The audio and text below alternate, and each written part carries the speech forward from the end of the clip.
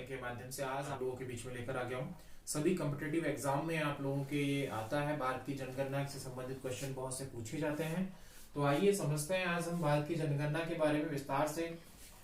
तो भारत की जनगणना के बारे में डिस्कस करें तो 2011 की जनगणना, और सबसे पहली बात कि हर 10 वर्ष बाद जनगणना की जाती है भारत में। शुरू करते हैं। तो पहली जनगणना जो हुई थी भारतीय संविधान की धारा जो है 246 के अनुसार जो जनगणना की जाती है, और ये जनगणना का जो विषय है वो संघ सरकार द्वारा या संघ सरकार में आता है। ये देखिए, तो सबसे पहली जनगणना जो हुई थी 1872 में लॉर्ड मेयो के काल में हुई थी। सबसे पहले जनगणना जो हुई थी 1872 में लॉर्ड मेयो जो उस समय थे अंग्रेजी शासक, उनके समय में यहाँ पर हुई थी, भारत में हुई। और उसके बाद में 1881 में पहली पूर्ण जनगणना, ये आंशिक रूप से जनगणना थी, वो पूर्ण जनगणना थी जो लॉर्ड रिपन के काल में हुई थी। ये बिल्कुल आप देख लेंगे 246 के अनुसार, ठीक है, संघ सरकार का विषय है। पहली जनगणना जो हुई थी 1872 में लॉर्ड मेयो के काल में, और पहली पूर्ण जनगणना जो हुई 1881 में लॉर्ड रिपन के काल में। तो इसके बाद से लगा करके 2011 की जो जनगणना थी वो 15वीं जनगणना थी। 15वीं जनगणना थी, और आप देखें ये 15वीं जनगणना 31 मार्च और 2011 को इसके आंकड़े जो थे वो जारी कर दिए गए थे। लेकिन अंतिम जो आंकड़े इसके जारी किए गए थे वो 30 अप्रैल 2013 को जारी किए गए थे। और बात करें आजादी के बाद की 7वीं पहली जनगणना थी ये, यानी कि आजादी 1947 के बाद में जो जनगणना हुई है उसमें 7वां नंबर इसका आता है। उस समय आयुक्त, जो जनगणना आयुक्त थे, उनका नाम था सी चंद्र मौली। सी चंद्र मौली उनका नाम था, जो उस समय जनगणना 2011 में हुई। ठीक है, गणना का कार्य जो होता है वो गृह मंत्रालय के अधीन होता है, और जो गणना जो महापंजीयक होता है या गणना आयुक्त होता है उसकी देखरेख में भारत में जनगणना का कार्य किया जाता है। आजाद भारत की पहली जनगणना 1951 में, आप देख सकते हैं आजाद भारत यानी 1947 के बाद जो पहली आजाद भारत की जनगणना हुई वो हुई थी 1951 में। और 2001 में जो जनगणना हुई वो पहली कंप्यूटरीकृत जनगणना थी, पूर्ण कंप्यूटरीकृत जिसे कह सकते हैं। और ऐसा मानना है कि आंकड़ों के अनुसार देखें तो 2050 तक विश्व जो है 2050 तक विश्व में सर्वाधिक जनसंख्या वाला देश कौन बन जाएगा? भारत बन जाएगा। सबसे पहली बात करें तो क्षेत्रफल के आधार पर देखें तो भारत क्षेत्रफल के आधार पर 7वें स्थान पर आता है। इसको आप एक ट्रिक के माध्यम से समझिए, मैं आपको फिर इसमें इसको आगे चलेंगे। इसको एक ट्रिक के माध्यम से, छोटा सा है, रुक चीन अब आया भारत। ये एक सेंटेंस आपको बस याद रखना है, इसमें आपको सातों के सातों राज्य आपके आ जाएंगे। रुक से मतलब है रूस।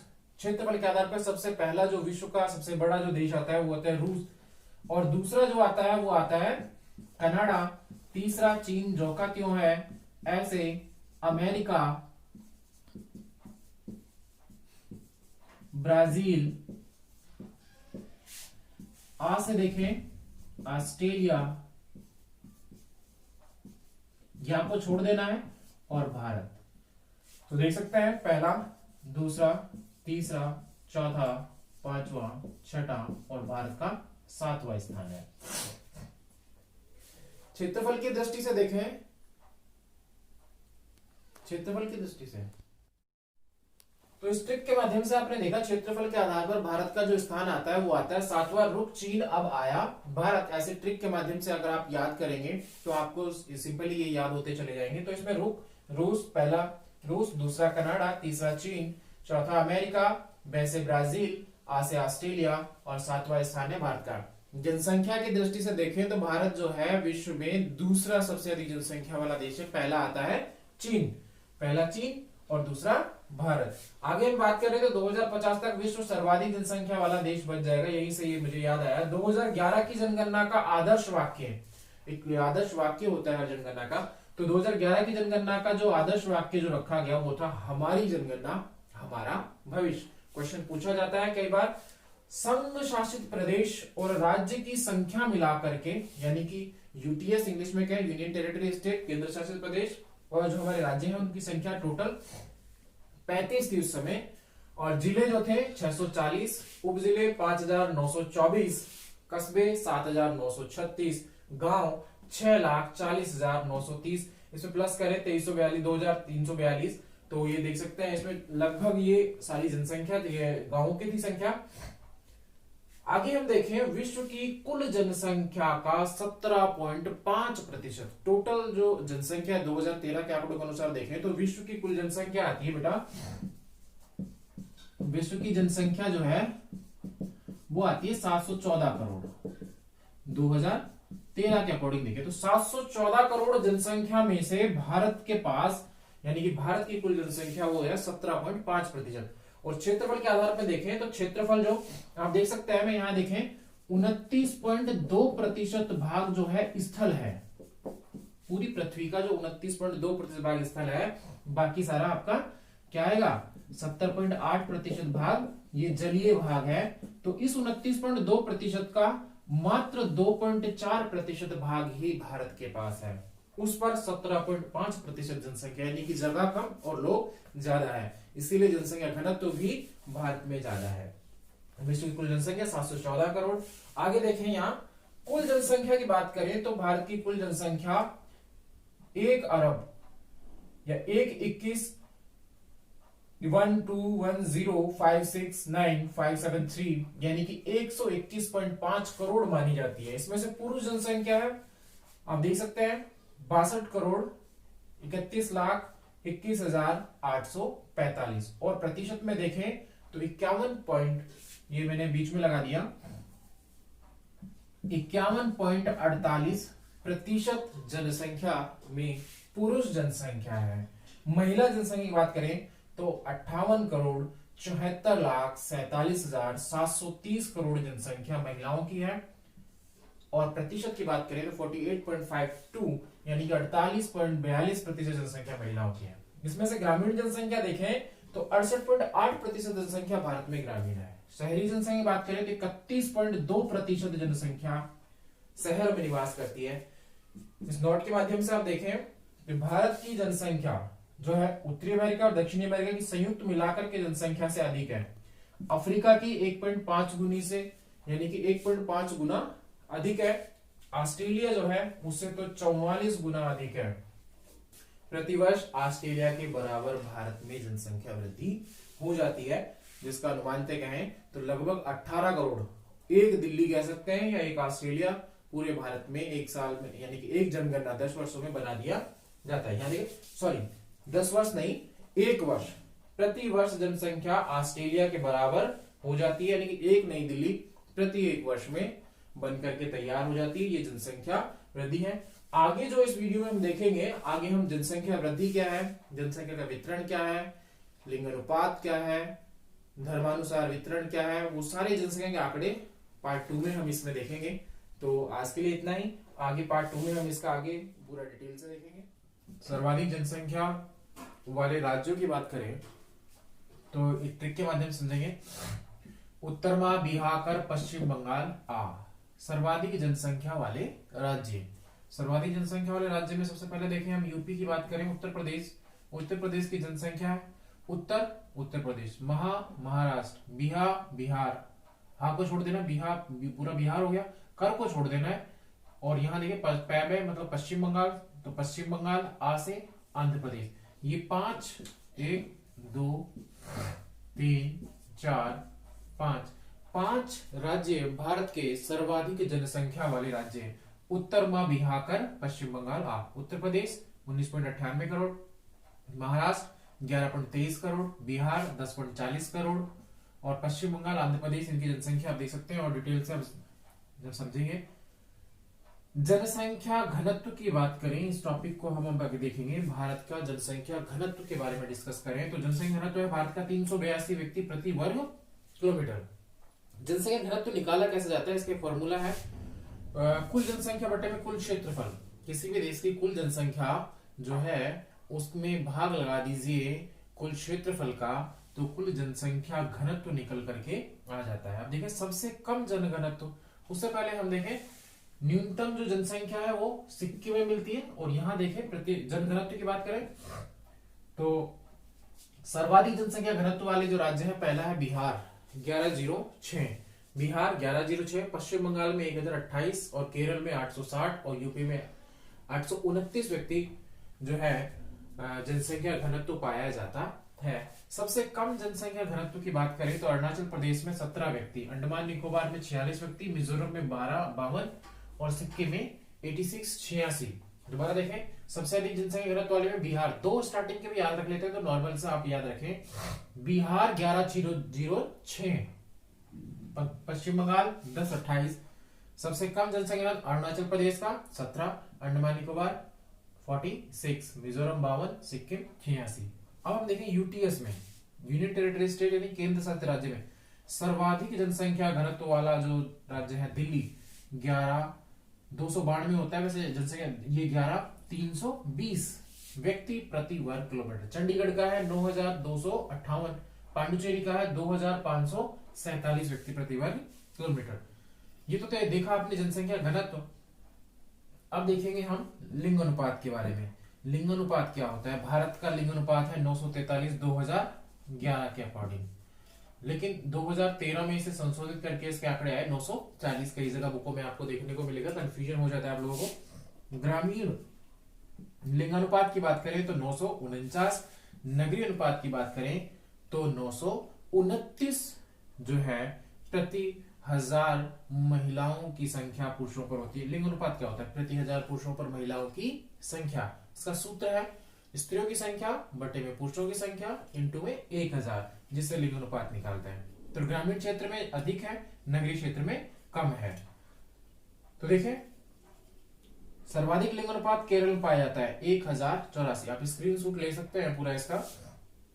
तमिलनाडु में 996, 996, आंध्र प्रदेश में 993, मणिपुर में 992, छत्तीसगढ़ में 991 प्रति 1000 पुरुषों पर महिलाओं की संख्या है। बाल लिंग अनुपात की बात करें तो 919 है भारत का, जो ग्रामीण क्षेत्रों में 923 है और नगरीय क्षेत्रों में 905 है। न्यूनतम लिंग अनुपात वाला राज्य आप सभी जानते हैं हरियाणा। हरियाणा में बेटी बचाओ बेटी पढ़ाओ बहुत सी योजनाएं जो चल रही हैं। हरियाणा सबसे कम लिंग अनुपात वाला राज्य 878। तीसरा इसमें हम देखें साक्षरता के बारे में। भारत की साक्षरता दर जो है 73%। कई जगह बुकों में आपको 74.04 मिलेगी, लेकिन संशोधित होकर के ये 73% हो गई 2013 के आंकड़ों के अनुसार। ग्रामीण साक्षरता 67.8%, नगरीय साक्षरता 84.1%, लेकिन पुरुष साक्षरता जो है वो है 80.9%। महिलाओं की साक्षरता जो है वो है 64.6%। देखिए अब इसमें सर्वाधिक और न्यूनतम दोनों हम इसमें देखा है। मैंने ये तो बताया ग्रामीण साक्षरता कितनी है, नगरीय कितनी है, पुरुष साक्षरता कितनी है, महिला साक्षरता कितनी है। अब सर्वाधिक देखें, केरल में सर्वाधिक 94% साक्षरता प्रतिशत पाया जाता है। लक्षद्वीप देखें 91.8%, मिजोरम में है 91.3, गोवा में है 88%। केरल में ही सबसे अधिक महिला साक्षरता 92% लगभग पाई जाती है केरल में ही। न्यूनतम साक्षरता की बात करें तो बिहार 61.8, अरुणाचल 65, राजस्थान 66.10, झारखंड 66.4, आंध्र प्रदेश लिखा हुआ है 67% साक्षरता पाई जाती है। यह सबसे अधिक महिलाओं की साक्षरता केरल में है, सबसे कम महिलाओं की साक्षरता ये आपके मिलेगी राजस्थान में 52 कुछ प्रतिशत है। लेकिन सबसे कम साक्षरता की बात करेंगे तो वो बिहार की आएगी। ठीक है, ये था आपका साक्षरता, आपके लिंगानुपात, जनसंख्या घनत्व, जनसंख्या वाले राज्य आपने देखे। आगे नेक्स्ट आप देखेंगे न्यू टॉपिक को।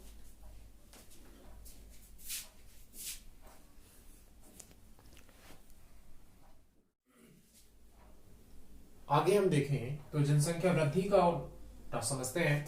2001 से 2011 के बीच में जनसंख्या वृद्धि होती क्या है? दो समय बिंदुओं के बीच किसी क्षेत्र विशेष की जनसंख्या में होने वाला परिवर्तन जनसंख्या वृद्धि कहलाता है।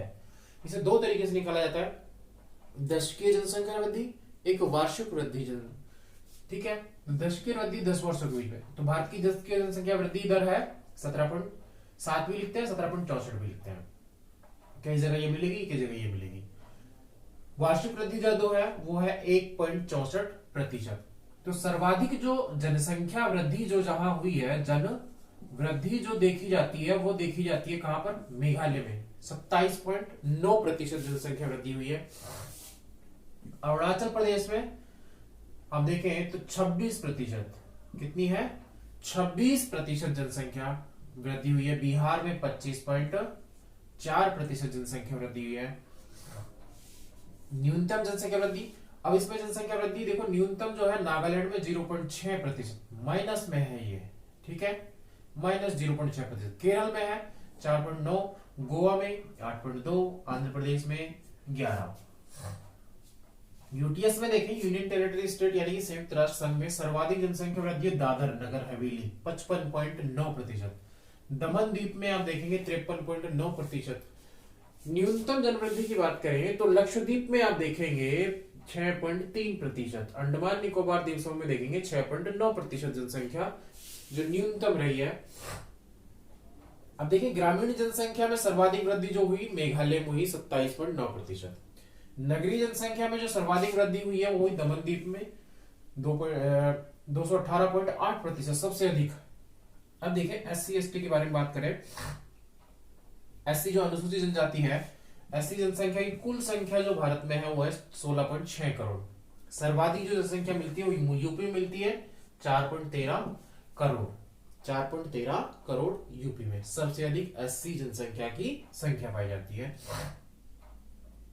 उसके बाद पश्चिम बंगाल में देखें 2.14 करोड़ जनसंख्या एससी है। सर्वाधिक, कई बार राज्य की बात आगे देखें, सर्वाधिक एससी जो है वो कहां है, पंजाब में है 31.9। दूसरा नंबर हिमाचल 25.2। एसटी की बात करें तो सर्वाधिक जो जनसंख्या एसटी की मिलती है वो मिलती है मिजोरम में 94.4। ट्राइब्स, ट्राइब्स बोलते हैं जनजातियां जिन्हें बोलते हैं, उनमें एससी आती है। Scheduled tribes ST, schedule caste अनुसूचित जनजाति एसटी, शेड्यूल ट्राइब। तो ट्राइब आप देखें पूरी भारत में सबसे अधिक पाई जाती है, इसलिए मिजोरम में 94.4, लक्षद्वीप में 94.8, नागालैंड में 86.5, मेघालय में 86.5, ये दोनों में एक ही हो गया 86 पॉइंट कुछ है। कुल एसटी जनसंख्या जो देखें 8.6% है भारत में। कुल एससी जनसंख्या 8.6 करोड़ है। ये कितनी है, 8.6। आप स्क्रीनशॉट भी ले सकते हैं आप इसका। धर्म के आधार पर भारत में जनसंख्या के आधार पर देखें कितना प्रतिशत कितनी जनसंख्या में है। तो सबसे पहले जब बात करें हिंदू, हिंदू की संख्या ज्यादा है, 96.63 करोड़ जनसंख्या हिंदुओं की, 96.63 करोड़ जनसंख्या हिंदू, जिसका प्रतिशत में देखें तो 79.8%। मुस्लिम 17.22 करोड़ 14.2%। ईसाई 2.78 करोड़ 2.3%। ये 2 आगे देखिए सिक्किम 2.08 करोड़ यानी कि 1.7। बौद्ध जनसंख्या 0.84 करोड़ 0.7। जैन जो है, जैनों की बात करें तो 0.45 करोड़ है, ये 0.45 करोड़, ये 0.4% है। तो ये पूरा आपने देखा जनसंख्या वितरण या जनसंख्या 2011 की आपने देखी, समझी स्टार्टिंग से। आई होप आपको समझ में आया होगा। आप बीच बीच में स्क्रीनशॉट लेकर पूजे को अपने रख सकते हैं, बाद में डिटेल से पढ़ सकते हैं। ठीक है, चैनल को सब्सक्राइब करें, लाइक करें। मैं मनोज आर्य आगे आपको ऐसी टॉपिक बाय टॉपिक लेता चलूंगा भारत और राजस्थान और विश्व के बारे में।